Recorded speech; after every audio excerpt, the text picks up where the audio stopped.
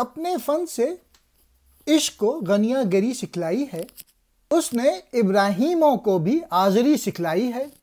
حرف اس کے خوبصورت ہیں مگر بے سوز و درد، اہل درد اس کو جہاں میں مردہ کہتے ہیں نہ مرد۔ اس نوا سے جو نہیں پہچانتی اپنا مقام، خوشنما تر ہے کرے جو نیند میں کوئی کلام۔ فطرت شاعر سراپا جستجو ہے اور بس، خالق و پروردگار آرزو ہے اور بس۔ ہندوستان کے شاعروں کو کہہ رہے ہیں کہ اس نے عشق کو راگ رنگ سکھا دیا ہے، اور خلیلوں یعنی توحید پرستوں کو آزری یعنی بت پرستی سکھا دی ہے۔ اس کے الفاظ مترنم لیکن درد و سوز سے خالی ہیں۔ اس اچھی شاعری سے جو اپنے نچلے اور اونچے سروں سے ناشنا ہے، وہ بات بہتر ہے جو تو نیند یا خواب میں کرتا ہے، بڑبڑاتا ہے۔